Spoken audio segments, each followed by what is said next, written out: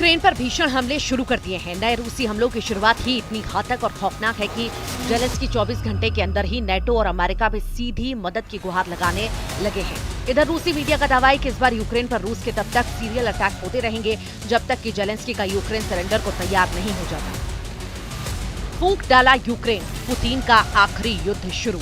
क्या पुतिन को हराना नामुमकिन? क्या अब जेलेंस्की करेंगे सरेंडर?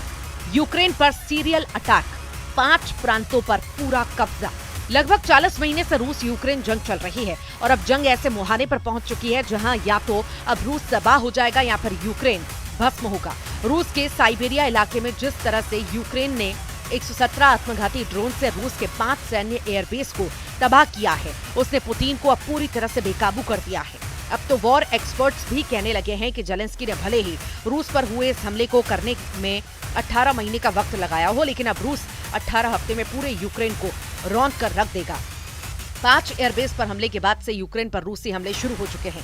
दावा किया जा रहा है कि रूस के ये हमले सीरियल अटैक की तरह लगातार होंगे और यूक्रेन के सभी डिफेंस सिस्टम को तबाह करने के बाद यूक्रेन के बड़े इलाकों में कब्जा किया जाएगा।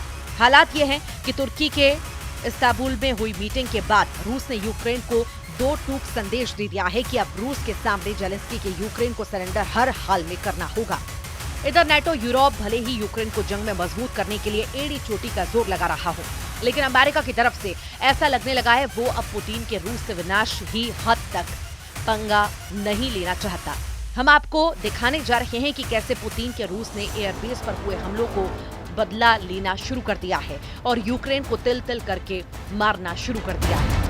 पिछले 24 घंटे से पूरे यूक्रेन में जबरदस्त रूसी हमले हो रहे हैं। तबाह इमारतें, जलते ईंधन डिपो और तबाह होते यूक्रेनी हथियारों का तस्वीरें साबित कर रही हैं कि पुतिन की रूसी सेना ने भयानक तरीके से बदला लेना शुरू कर दिया है। ऐसा लग रहा है रूस अब यूक्रेन से सीज फायर पर कोई बातचीत नहीं करेगा। जिस तरह से क्राइमिया पुल पर लगभग 1100 से 1200 किलो के बम धमाके से यूक्रेनी सेना ने हमला किया, उससे रूसी सेना को और ज्यादा भड़का दिया है। पहले रूस के 5 एयरबेस पर यूक्रेनी हमले और फिर क्राइमिया के पुल पर यूक्रेनी हमले ने साबित किया कि जेलेंस्की का यूक्रेन आग के साथ खेल रहा है, जिसके पीछे कहीं न कहीं जर्मनी, फ्रांस, ब्रिटेन जैसे देश मौजूद हैं। लेकिन पुतिन ने जिस तरह से ट्रंप के साथ 75 मिनट की फोन वार्ता के तुरंत बाद यूक्रेन पर हमले शुरू किए, वो साबित करते हैं यूक्रेन के बहुत बुरे दिन शुरू हो चुके हैं। रूस ने 5 जून की सुबह से यूक्रेन पर बड़े पैमाने पर मिसाइल और ड्रोन हमले किए, जिसमें राजधानी कीव समेत 12 शहर शामिल हैं। यूक्रेन के पश्चिमी क्षेत्रों को रूसी सेना ने निशाना बनाया। इस हमले में कीव सहित टोर्नोपिल, खमेलनित्स्की ओब्लास्ट और लुत्स्क में विस्फोटकों की खबरें आई। कीव में ड्रोन हमलों से कई आवासीय इमारतों और नागरिक बुनियादी ढांचे में आग लग गई है, जिसमें कम से कम 16 लोग घायल हुए हैं। मेयर विटाली क्लिचको ने इसकी पुष्टि की। रूस ने अपने Tu-95MS स्ट्रेटेजिक बॉम्बर से क्रूज मिसाइलें दागी, जिसके बाद यूक्रेन के सभी क्षेत्रों में हवाई हमले की चेतावनी जारी की गई। पश्चिमी यूक्रेनी शहर टेर्नोपिल, जो आमतौर पर रूसी हमलों का निशाना नहीं बनाया जाता है, वहां भी बुनियादी ढांचे और औद्योगिक सुविधाओं पर हमले हुए, जिससे शहर के कुछ हिस्से की बिजली गुल हो चुकी है। लुत्स्क में भी हताहत होने की खबरें आई हैं, जहां एक अपार्टमेंट की छत, वाहन और व्यावसायिक संपत्तियां क्षतिग्रस्त हुई। यूक्रेन के उत्तरी शहर प्रिलुकी में एक ड्रोन हमले में एक आवासीय इमारत ढह गई, जिसमें 1 साल के बच्चे, उसकी मां और दादी सहित 5 लोगों की मौत हो गई। इस वक्त रूस पूर्वी और पश्चिमी यूक्रेन पर बेहद तेज हमला कर रहा है। जो जानकारी मिल रही है उसके मुताबिक डोनेस्क, खेरसोन, खार्किव, सुमय और चर्निव, निकोलाइव, जापोरिजिया, लुहांस्क और बेद्यांस्क के इलाके शामिल हैं। रूसी सरकार के प्रवक्ता पहले ही कह चुके हैं कि रूसी सेना अपनी तैयारियों के साथ लगातार हमले करती रहेगी। उधर यूक्रेन के राष्ट्रपति जेलेंस्की का कहना है कि रात के समय 400 से ज्यादा ड्रोन स्ट्राइक, 40 से ज्यादा मिसाइलें, जिनमें एक बैलिस्टिक मिसाइल भी शामिल है, लॉन्च की गई। रूस के हमलों में कीव की आवासीय इमारतों, शहर के बुनियादी ढांचे को नुकसान पहुंचा।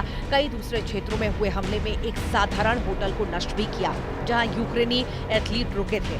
ये हमला रूसी राष्ट्रपति व्लादिमीर पुतिन और अमेरिकी राष्ट्रपति डोनाल्ड ट्रंप के बीच 4 जून को हुई फोन पर बातचीत के एक दिन बाद हुआ। ट्रंप ने बताया था कि पुतिन ने यूक्रेन के ऑपरेशन स्पाइडर वेब के जवाब में कड़ा जवाब देने की बात कही थी। तो वहीं ब्रिटेन में मौजूद रूस के राजदूत आंद्रेई केलिन ने यूक्रेन के ऑपरेशन स्पाइडर वेव के लिए ब्रिटेन को आंशिक रूप से जिम्मेदार ठहराया और चेतावनी दी कि तीसरे विश्व युद्ध को भड़काने की कोशिश हो सकती है। केलिन ने दावा किया है कि इस तरह के हमलों के लिए उच्च तकनीक और जियोस्पेस्ड डेटा की जरूरत होती है जो ब्रिटेन और अमेरिका के पास है। उन्होंने साफ तौर पर कहा है कि इस हमले में ब्रिटेन की भूमिका हो सकती है, जबकि ट्रंप ने अमेरिका की किसी भी भूमिका से इनकार किया।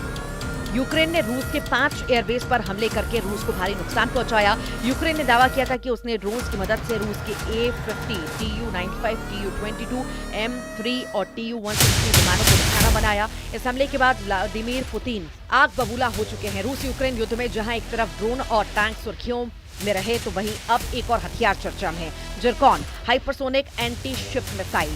ये कोई आम मिसाइल नहीं बल्कि एक ऐसा हथियार है जिसे रूस अपना गेम चेंजर बता रहा है। खबर है कि यूक्रेन पर रूस इन मिसाइलों से जमकर हमले करेगा। अब रूस लगभग 1200 दिनों से चल रही जंग को और लंबा नहीं खींचना चाहता। यूएन के मुताबिक 3.5 साल की जंग में 30 लाख यूक्रेनी अपने ही देश में दूसरे ठिकानों पर जा चुके हैं, जबकि 60 लाख से ज्यादा यूक्रेनी विदेशों में शरण लिए हुए हैं। इधर पुतिन ने अमेरिका और यूक्रेन को साफ कह दिया है कि अगर सीजफायर चाहते हो तो यूक्रेन के कम से कम 5 प्रांत रूस के हवाले कर दो। हम आपको बता दें कि रूस ने इन इलाकों पर हमले तेज कर दिए हैं जिन पर वो कब्जा करना चाहता है। अब आप ये जान लीजिए पुतिन सीजफायर किस शर्त पर करना चाहते हैं। रूसी सूत्रों के मुताबिक रूस ने यूक्रेन से 5 प्रांत देने को कहा है। रूस जिन 5 जगहों से यूक्रेन की आर्मी को हटाने पर तुला है वो डोनेस्क, खेरसोन, खार्किव और जापोरिजिया और लुहांस्क है। डोनेस्क एरिया में रशियन बोलने वालों का प्रतिशत ज्यादा है जो खुद को रूस के करीब मानते हैं। आखिरी सेंसस के मुताबिक डोनेस्क की लगभग 75% जनसंख्या रूसी बोलती है। वे कल्चरली भी रूस से जुड़े हुए हैं। इसके अलावा साल 2014 में क्रीमिया के रूस में विलय के बाद यहाँ के लोग खुलकर मॉस्को के सपोर्ट में आने लगे। यूक्रेनी सेना और रूसी सपोर्टरों के बीच भारी जंग हो चुकी है। 5 जून को यूक्रेन ने रूस के ब्रांस्क ओब्लास्ट में क्लिंसी शहर के पास रूसी मिसाइल सैनिकों के ठिकाने पर हमला किया। यूक्रेन के सशस्त्र बलों के जनरल स्टाफ के अनुसार इस हमले में एक मिसाइल लॉन्चर नष्ट हुआ है, 2 अन्य को गंभीर नुकसान हुआ। ये इकाई 26वीं मिसाइल ब्रिगेड का हिस्सा थी। कथित तौर पर हमला तब हुआ जब ये यूक्रेन पर अटैक करने वाली थी। इधर रूस के पलटवार से पूरे यूक्रेन में कोहराम मचना शुरू हो चुका है। रूस ने जवाबी कार्रवाई में यूक्रेन पर बैलिस्टिक मिसाइलें दागी। यूक्रेन का दावा है कि उसने कई मिसाइलों को अपने एयर डिफेंस से तबाह कर दिया। युद्ध के मैदान से कई विस्फोटक तस्वीरें सामने आई जिनमें यूक्रेनी हेलीकॉप्टर रूसी ड्रोन को मार गिराते हुए दिखाई दिए। रूस ने कब्जे वाले इलाकों में अपने SM डिफेंस सिस्टम को तैनात कर दिया है। नाटो देशों ने यूक्रेन को 20 बिलियन यूरो की आर्थिक सहायता की घोषणा भी की है। लेकिन सवाल उठता है, क्या अब नए तेवरों के साथ शुरू हुए रूसी हमलों को रोकना यूक्रेन के बस की बात है या नहीं? यूक्रेन के मुकाबले रूस 20 गुना ज्यादा ताकतवर देश है जो अब रूस से अपने वजूद की जंग लड़ने को मजबूर है।